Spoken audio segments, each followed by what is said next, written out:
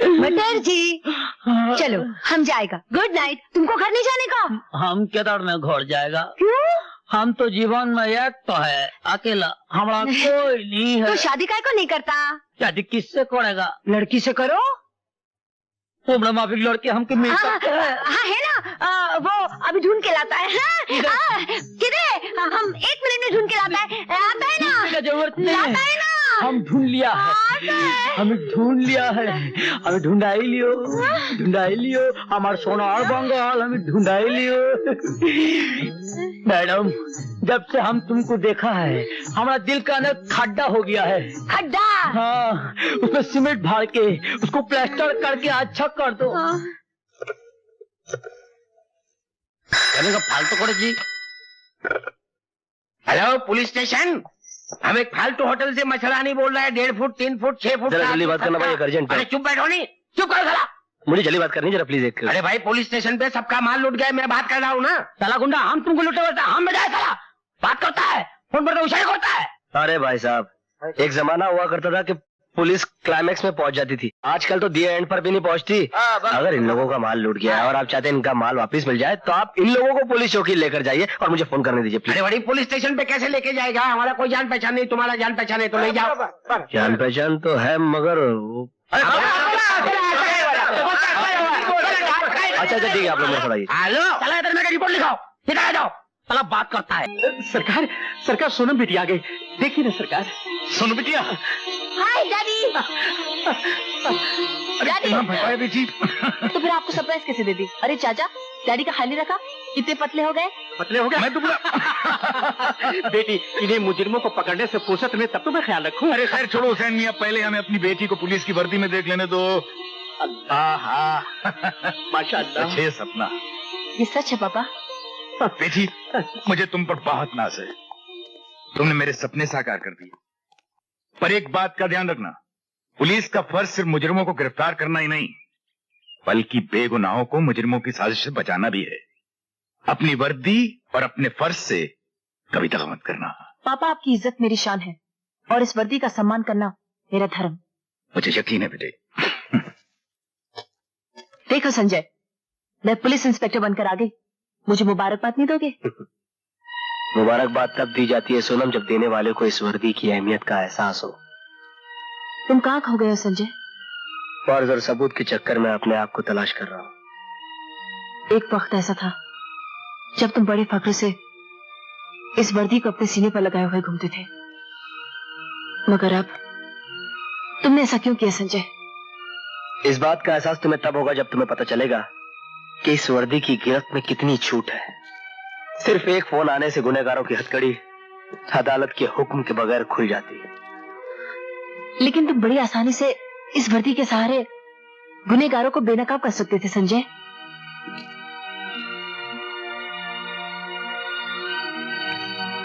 All the best.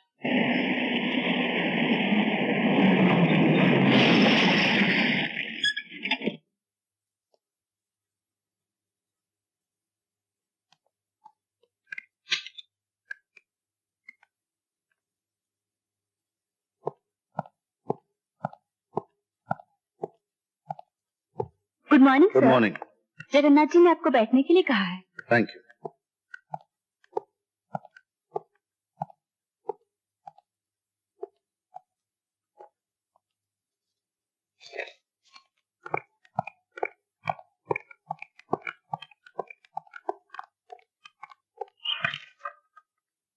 आप चाय पियेंगे या जाम? मैं जाम के लिए नहीं, काम के लिए आया। काम के लोगों के तो हम बहुत बड़े कदरदान हैं। वैसे काम से पहले हम तुम्हें सिर्फ इतना बता देना चाहते हैं कि जगन्नाथ ना पाप करता है ना पुण्य करता है, वो सिर्फ वही करता है जो उसे करना होता है। अब जगन्नाथ सिर्फ वही नहीं करेगा जो उसे करना होता है, क्योंकि जगन्नाथ की असलियत मैं पहचान चुका हूं। पहचान चुके हो तो दोस्त बनो। तुम अपने दोस्त नहीं तो मेरे दोस्त क्या बनोगे? दुश्मन बन के भी कुछ खास हासिल कर नहीं सकोगे। दुश्मन तो तुम हो, इस समाज के और इंसानियत के। समाज और इंसानियत से खास रिश्ता है क्या? उसी रिश्ते के नाते मैं तुमसे कहने आया हूं कि सही रास्ते पे चलो जगन्नाथ, वरना तुम तुम्हारे गुनाहों के जाल में खुद फंस जाओगे और तुम बेगुनाह होकर भी बच नहीं सकोगे। शायद तुम जानते ही नहीं कि तुम्हारे साथ होगा क्या। क्या होगा मेरे साथ? मेरे घर पर हमला या ज्यादा से ज्यादा मेरा कत्ल? इससे और ज्यादा क्या करोगे तुम? अगर मैं चाहूं तो शाम से पहले तुम्हें कुचल के रख सकता हूं, लेकिन मैं नहीं चाहता कि एक बाप का साया बेकसूर बच्चों के सर से ऊपर उठ जाए। मैं नहीं चाहता कि एक खूबसूरत बीवी को उसके पति की गलतियों की सजा मिले। मेरी बात समझ गए ना? हमारे तुम्हारे रास्ते बहुत अलग अलग हैं डीएसपी अमर। मेरा रास्ता छोड़ दो। अगर नहीं छोड़ सकते तो मुझसे हाथ मिलाओ, मैं तुम्हें सोने चांदी से तोड़ दूंगा। दुनिया तुम्हें रईस कहेगी और तुम्हारे जाने के बाद तुम्हारी औलाद को रईस ज्यादा। क्या तुम मेरी बोली लगा रहे हो? इस दुनिया में हर इंसान की बोली होती है, कम या ज्यादा। तुम्हारी गुलामी से बेहतर मैं कानून की हिफाजत करते मरना पसंद करूंगा। और एक बात याद रखना,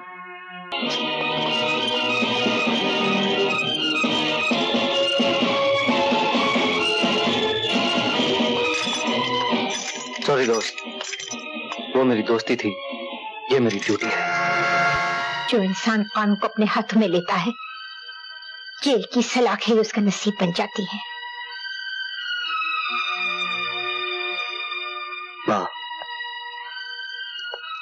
मकसद के लिए जीने वाले नसीब की मोहताज नहीं होते। जगन्नाथ को खत्म करना मेरी जिंदगी का पहला और आखिरी मकसद था, जो मैं पूरा कर चुका हूं। जानती हूँ, और तू भी ये जान ले, अपनी माँ से कभी उम्मीद मत रखना वो तुझे बचाने या तेरा साथ देने आएगी। हमारे रास्ते अलग हो चुके हैं। माँ,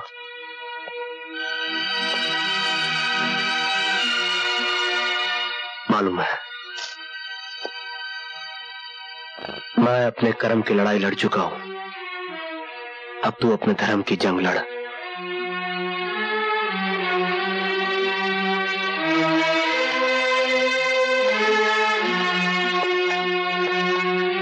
माँ जी, मैं जानती हूँ माँ नहीं, एक पब्लिक प्रोसिक्यूटर अदालत के फैसले से पहले अपना फैसला अपने बेटे को सुनाकर आ रही है, लेकिन मेरा विश्वास कीजिए, संजय बेकसूर है। हर प्यार करने वाला अपनों के लिए यही सोचता है। मैं सोच नहीं रही हूँ, मुझे विश्वास है, और अगर मेरा प्यार सच्चा है तो मैं इस विश्वास को हकीकत में बदल दूंगी।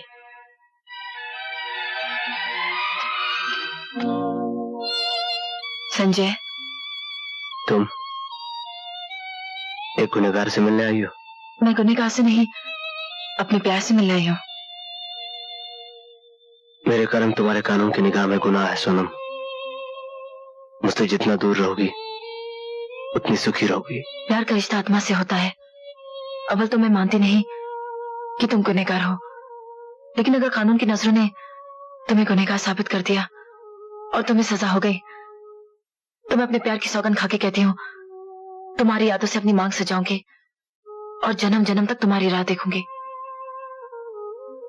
जब तक तुम मुझे अपनी सुहागन बनाकर घर की चौखट के अंदर नहीं लेकर जाते।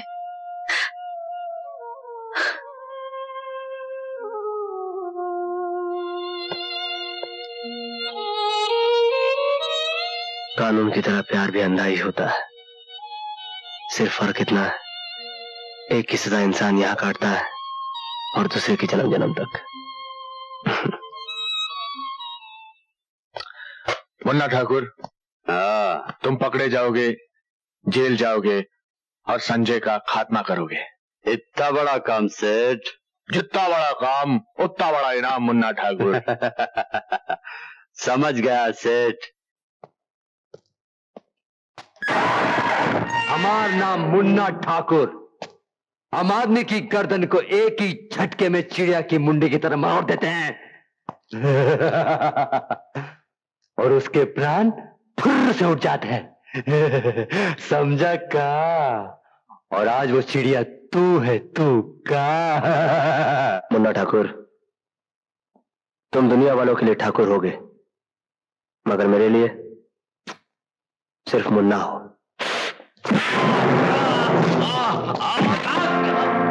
चिड़िया आज ही नर्क में जाएगी और वहां नर्क के दरवाजे पर तुम्हारा वो बाप सफेद पगला सेठ जगन्नाथ तुम्हारा इंतजार कर रहा होगा।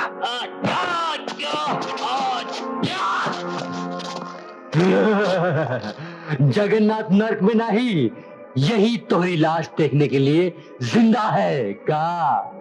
और आज ही मुन्ना ठाकुर तोहार वास्ते यमराज बन के आए।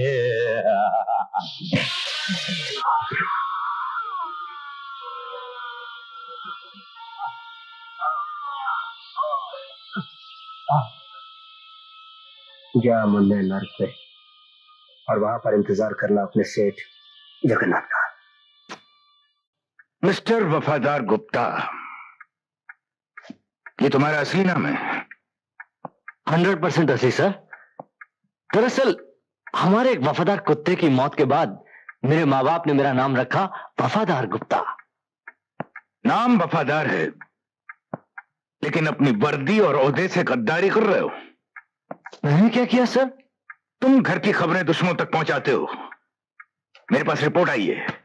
तनख्वाह तुम सरकार से लेते हो, लेकिन नौकरी तुम उन गद्दारों की करते हो। एक बात याद रखना गुप्ता, घर का भेदी लंका ढाता है और मैं लंका ढाने वाले भेदियों का नामो निशान इस डिपार्टमेंट से मिटा देता हूं, समझे? सर, मेरे नाम का ये निशान आप देख रहे हैं, वफादार गुप्ता, और आप मेरी वफादारी पे शक कर रहे? मेरी नहीं सर, आप मुझ पे शक नहीं कर रहे, पूरे डिपार्टमेंट पे शक कर रहे हैं सर। आप खुद अपने आप पे शक कर रहे हैं, सिर्फ इसलिए सर कि मेरी वर्दी पे ये नेम प्लेट लगी है और आपकी वर्दी पे ये मेडल। सर, मेरी जिंदगी का एक ही मकसद है, ये मेडल हासिल करना, और उसके लिए अगर मुझे शहीद होना पड़ा सर, तो मैं हंसते हंसते फांसी पर चढ़ जाऊंगा सर। मैं जानता हूं सर, सरकारी नौकरी में आंसू और जज्बात की कोई कीमत नहीं है सर, मगर एक बात याद रखना सर, वफादार गुप्ता का सर कट जाएगा, किसी गद्दार के सामने झुकेगा नहीं सर। अब आप जो चाहे मेरे साथ सलूक कीजिए सर, चाहे मुझे जान से मार दीजिए सर, और चाहे मुझे छोड़ दीजिए सर। ठीक है, मैं अभी इस रिपोर्ट पर कोई एक्शन नहीं ले रहा हूं, तो मैं सिर्फ वार्निंग देकर छोड़ रहा हूं। पर एक बात याद रखना गुप्ता, सरकार वफादारी के लिए वफादारों को मेडल देती है और मैं गद्दारी के लिए गद्दारों को गोली मार देता हूं, समझे? You can go. Thank you sir.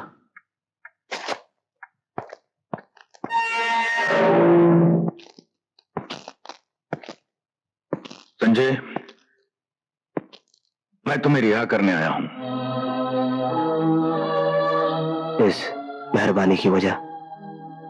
सिर्फ मैं जानता हूं कि तुम गुनाहगार नहीं हो, बल्कि बना दिए गए हो।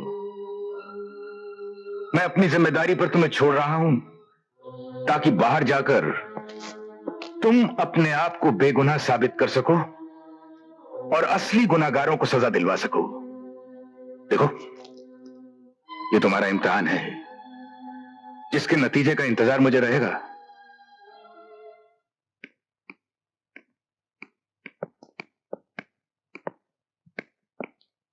डैडी, संजय का क्या हुआ?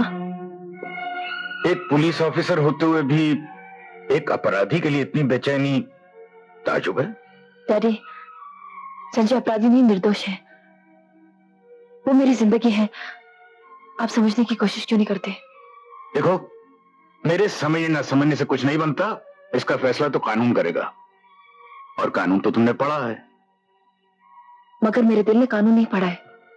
दिल और कानून, कानून और दिल एक अजीब गोरखधंधा है, नहीं?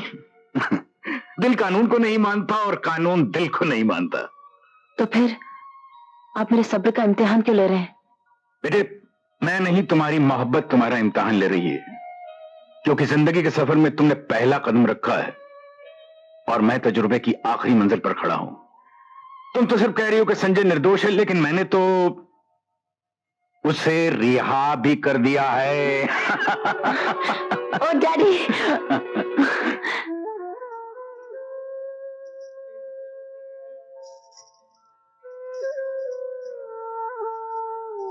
हुसैन मियाँ, सोनम अभी तक नहीं आई। पुलिस वालों की शुभ का शाम क्या सरकार, आती होंगी। सरकार, बिटिया आ गई। सोनम बिटिया सरकार। अरे सोनू बिटिया, पूरा थाना लेकर घर पर आ गई। क्या बात है, छुट्टी यहीं पर देने का इरादा है क्या? मेरे पास आपके घर का सर्च वारंट है कमिश्नर साहब। यस।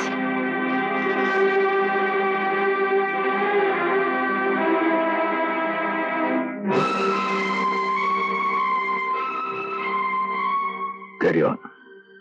Thank you. तुम इधर जाओ, तुम ऊपर जाओ, चलो जल्दी करो। पागल हो गई है, दीवानी हो गई है।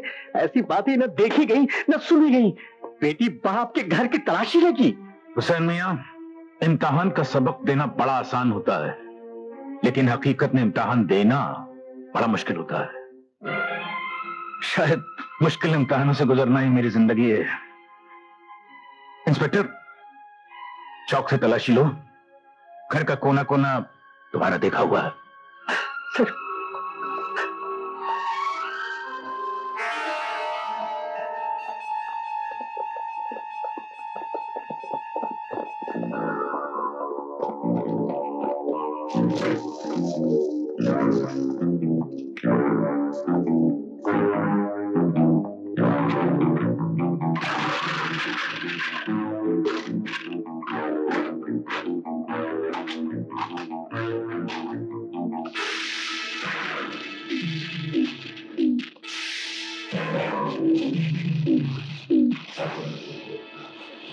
ये सब क्या है? ये वो सबूत हैं जो आपके घर से बरामद हुए हैं। ये किसी की साजिश लगती है।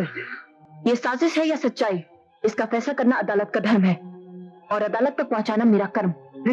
और वैसे भी इन सबूतों के मिल जाने के बाद सफाई की कोई गुंजाइश बाकी नहीं रह जाती। और मैं सफाई देना भी नहीं चाहता। आखिर तूने अपना रंग दिखला ही दिया ना। अपना खून होता तो ऐसा कभी नहीं करती, लेकिन तू तो पराया खून है ना। खामोश हुसैन मियां। आज अगर खामोश नहीं कहोगे तो मैं इस तरह खामोश हो जाऊंगा कि तुम लाख जगाओगे, मैं नहीं जागूंगा। कमिश्नर साहब, मैं इस घर में नौकर बनकर रहा, लेकिन इसे लाड दिया, प्यार दिया, अपनाया। इसकी हिफाजत और सलामती के लिए दुआएं मांगते मांगते मेरी जुबान थक गई। ला वापस ला मेरी दुआओं का कर्ज, जो तेरा फर्ज बनकर मेरी मोहब्बत को लूट रहा है। मैं मजबूर हूं हुसैन चाचा। इंस्पेक्टर,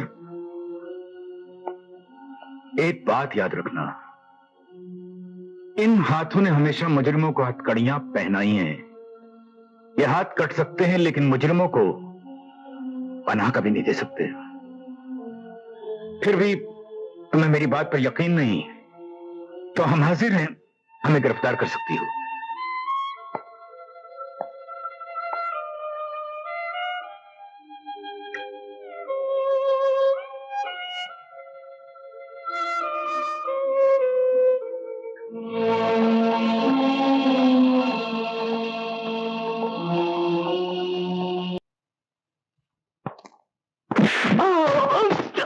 सोनम, यही वो जलील जिसने अपने आप को बेचकर कमिश्नर साहब के कमरे में गर्द और रुपए छुपाए थे।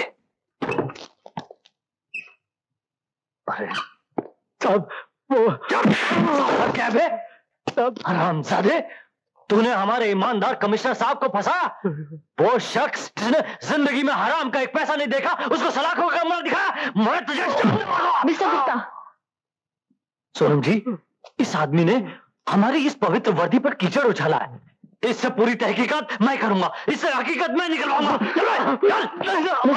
देवता जैसे कमिश्नर साहब पर इल्जाम लगाता है, कुत्ते हैं? सोनम, ये था मेरा पहला तोहफा। संजय,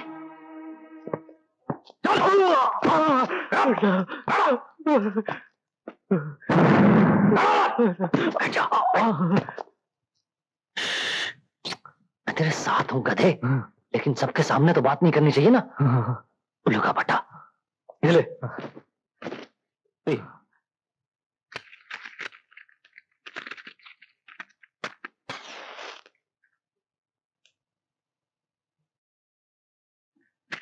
सुन, ये तेरे को छोड़ रहा हूं ना, उसके पेपर पे साइन कर दे। लिखना आता ना?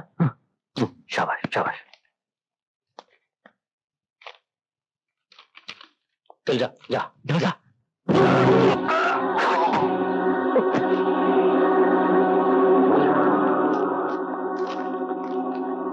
अच्छा हुआ सब पेपर पहले रेडी रखे।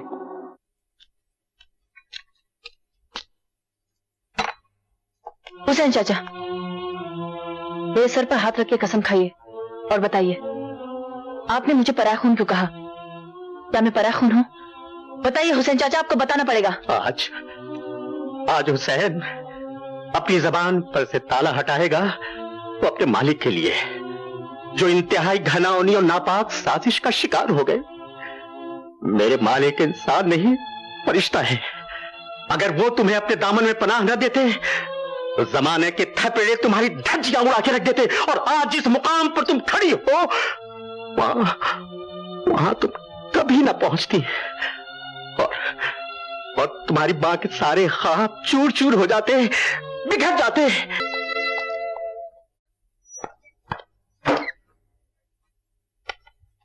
मैं तुमसे कुछ कहना चाहता हूं।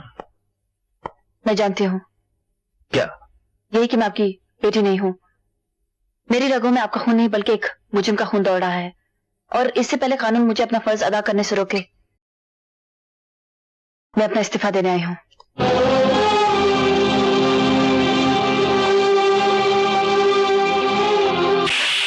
मेरी सारी आस उम्मीदें तोड़ डालोगी? जिंदगी भर जिस फर्ज को निभाने के लिए मैंने जख्म अपने सीने पर सहे हैं, वही जख्म तुम मेरी पुष्ट पर लगाना चाहती हो आज? अब मुझ में हिम्मत नहीं। इस एहसास ने मेरे सारे हौसलों को चकनाचूर कर दिया कि मैं एक मुजरिम की बेटी हूँ।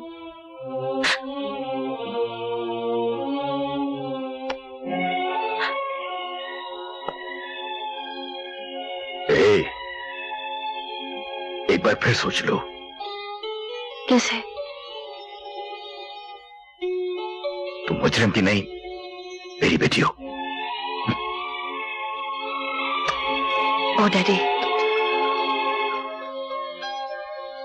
क्यों, तुम्हारी चाल कामयाब हुई? यार वो जरा सी गलती से सब गुप्ता, मुझे बेवकूफ दोस्तों से अक्लमंद दुश्मन ज्यादा पसंद है। तुम्हारे जैसे इंस्पेक्टर तो हवलदार बनने के काबिल नहीं, कमिश्नर की बात तो बहुत दूर की है। आज के बाद मेरे मामलों में होशियारी दिखाने की कोई जरूरत नहीं, हम खुद ही निपट लेंगे। अरे यार, जो मुंह में आया बके चले जा रहे हो बगैर सोचे समझे। जो हो गया सो हो गया। तुम इस बार देखना। इस बार तो हमने तुम्हें छोड़ दिया गुप्ता, वरना हम तुम्हारी गर्दन। तुम जा सकते हो।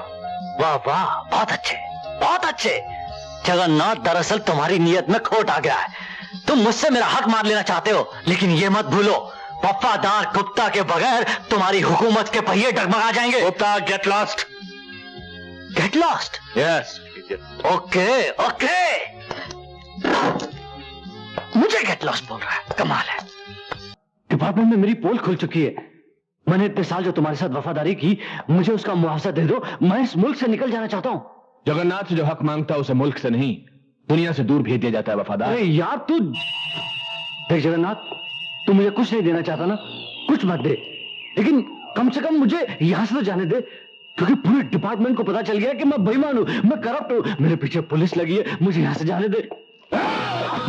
मुझे मारना तेरे जैसे हिजड़े का काम नहीं है। मुझे दुनिया से हटाने से पहले इसे दुनिया से हटा, जो तेरा अपना खून है, अपना खून। चला गोली, चला। जगन्नाथ का नाता सिर्फ रुपयों से है वफादार। जगन्नाथ का रिश्ता सिर्फ दौलत से है, और रिश्तों की खातिर जिनकी आंखों में आंसू आते हैं वो अनाथ होते हैं, जगन्नाथ नहीं। आओ तुम्हें भी भेज देता हूं इसके साथ स्वर्ग।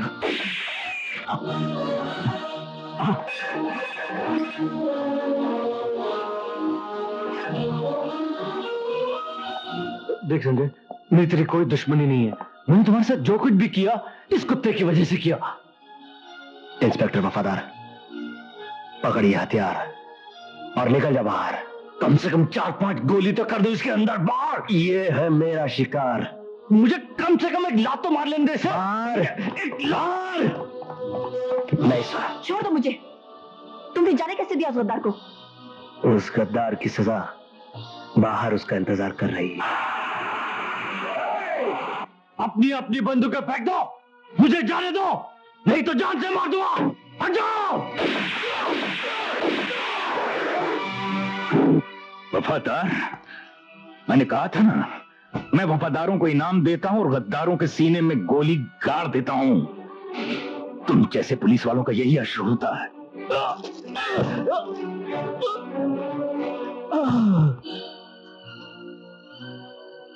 और इस गद्दार को सजा मैं दूंगा। नहीं संजय, इसे कानून के हवाले कर दो। किस कानून के हवाले कर दूं?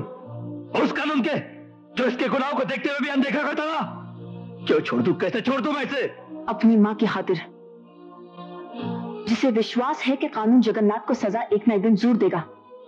अगर तुमने इसके गंदे खून से अपने हाथ रंग लिए और गुनहगार बन गए, तो कानून के साथ साथ तुम्हारी माँ का ममता से विश्वास उठ जाएगा। संजय, तुम्हारे हाथ में हथकड़ी होगी, मगर सजा जगन्नाथ को जरूर होगी। ये मेरा वचन है। मेरी माँ की गर्दन आज तक भगवान के सिवा किसी के सामने नहीं झुकी, और किसी गुनहगार के लिए मैं उसे झुकने भी नहीं दूंगा।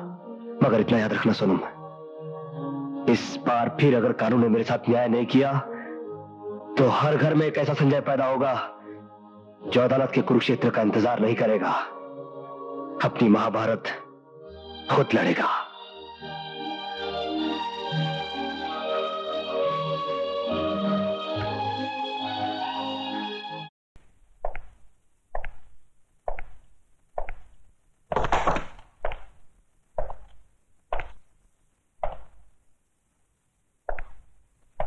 प्रताप, तुम्हारी फांसी का दिन मुकर्रर हो गया है। अगर कोई आखिरी ख्वाहिश है तो बता दो, वो भी पूरी कर दी जाएगी। यहां ऐसे घुटन सी होती है। मैं इन चार दीवारियों में मरना नहीं चाहता। मुझे वहीं फांसी दे दो, क्रांति मैदान में, सबके सामने, जहां से इस देश में क्रांति की शुरुआत हुई थी। यहां ऐसे मरो तो जरा ज्यादा मरो, इतना सा मरने से क्या फायदा। सर, प्रताप से कोई मिलने आया है। मिलने दो।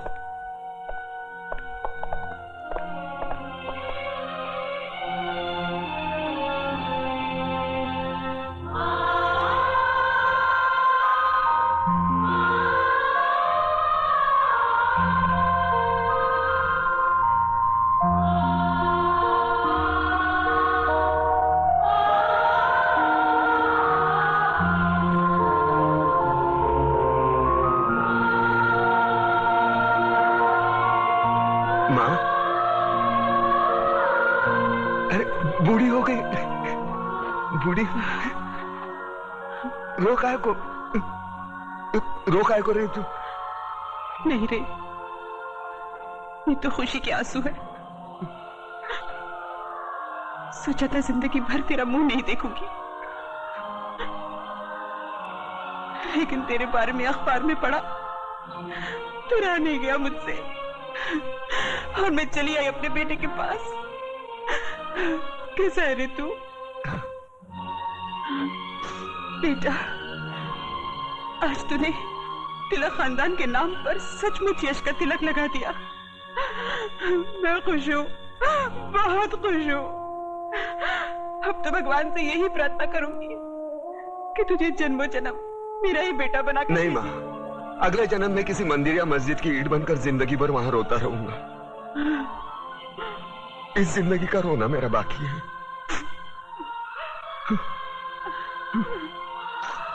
दुख सिर्फ इस बात का है मैं तेरे लिए कुछ कर नहीं सका। नहीं बेटा, तूने बहुत कुछ किया, मुझे सब कुछ मिल गया। तेरे दादाजी की आत्मा को भी शांति मिल गई। बस अफसोस एक ही बात का रहेगा कि तिलक खानदान का दिया जलाने वाला कोई नहीं रहेगा, कोई नहीं रहेगा।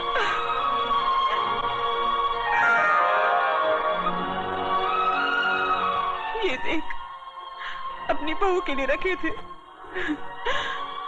लेकिन अब तो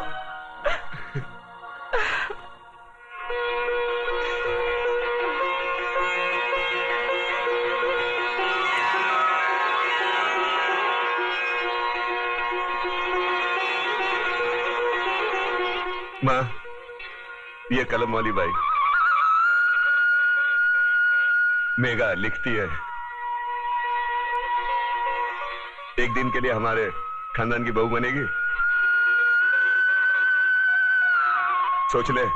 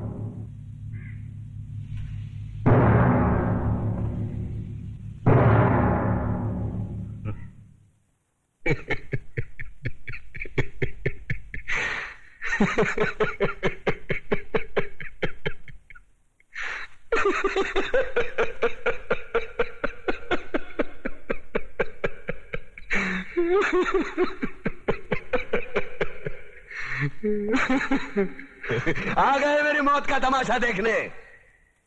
अब मुझे लटका देंगे, जुबान ऐसी बाहर आएगी, आंखें बाहर आएगी, थोड़ी देर लटकता रहूंगा, फिर ये मेरा भाई मुझे नीचे उतार देगा, फिर आप चर्चा करते घर चले जाओगे, खाना खाओगे, सो जाओगे। तुम्हारी ये नामर्दानगी, बुज़दिली एक दिन इस देश की मौत का तमाशा इसी खामोशी से देखेगी। कुछ नहीं कहना मुझे तुम्हें, कुछ नहीं। तुम्हारी जिंदगी में कोई फर्क पड़ने वाला नहीं। अंधेरे में रहने की आदत पड़ी है तुमको, गुलामी करने की आदत पड़ी है। पहले राजा महाराजाओं की गुलामी की, फिर अंग्रेजों की, अब चंद गद्दार नेताओं की और गुंडों की। धर्म के नाम पर ये तुम्हें बहकाते हैं, तुम एक दूसरे के गले काट रहे हो। काटो काटो। ऊपर वाला भी ऊपर से देखता होगा तो उसे शर्म आती होगी, सोचता होगा मैंने सबसे खूबसूरत चीज बनाई थी, इंसान। इंसान नीचे देखा तो सब कीड़े बन गए, कीड़े। कीड़े रेंगते रहो, सड़ते रहो और मरो। आए और गए, खेल खत्म। क्यों जिए मालूम नहीं, क्यों मरे मालूम नहीं। कलम वाली बाई क्रांति लाना चाहती थी, कलम के जोर पर काले वर्तमान को खत्म करना चाहती थी। कौन समझा उसकी बात को? सब साले मुर्दे, जिंदा लाशें। किसे जगाती वो? मैं जाग गया, कुछ अच्छा काम करके जा रहा हूं, सुकून है। लेकिन ध्यान में रखना, तुम्हारी ये खामोशी कल तुम्हारे बच्चों के लिए रोना बन जाएगी। ये कानून वाले, वर्दी वाले नेता, इन्होंने अपना ईमान बेच दिया। एक दूसरे को जलाते वक्त तुम्हारा ईमान कहां गया था? भाड़ में।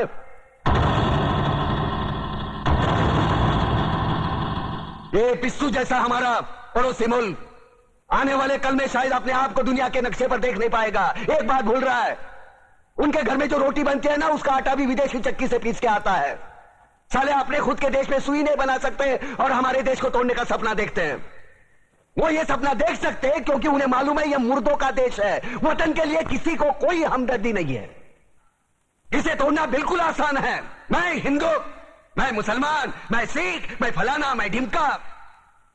एक लाठी को तो कोई भी तोड़ सकता है, लेकिन लाठी के भारे को तोड़ना मुश्किल है। मैंने बचपन में पढ़ा था, स्कूल में, तीसरी में। मैं क्यों समझा रहा हूं तुमको? क्यों समझा रहा हूं? पागल हूं मैं? भूसा भरा पड़ा है मेरे दिमाग में। क्यों बातें कर रहा हूं इन पत्थरों से? हंसो हंसो, खुशियां मनाओ। क्रांति की राह पर एक और कुत्ते की मौत मरने जा रहा है, कल कोई और मरेगा। हमें क्या? हम इसी तरह जीते रहेंगे, है ना?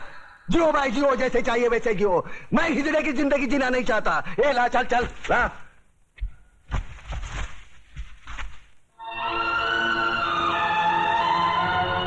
ठहरो, ये फांसी नहीं हो सकती।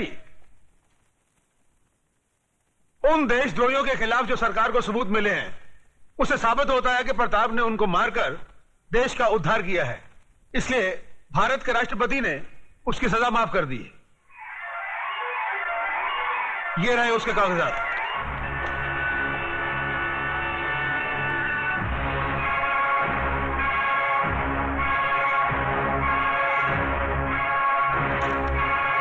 रोक दीजिए फांसी।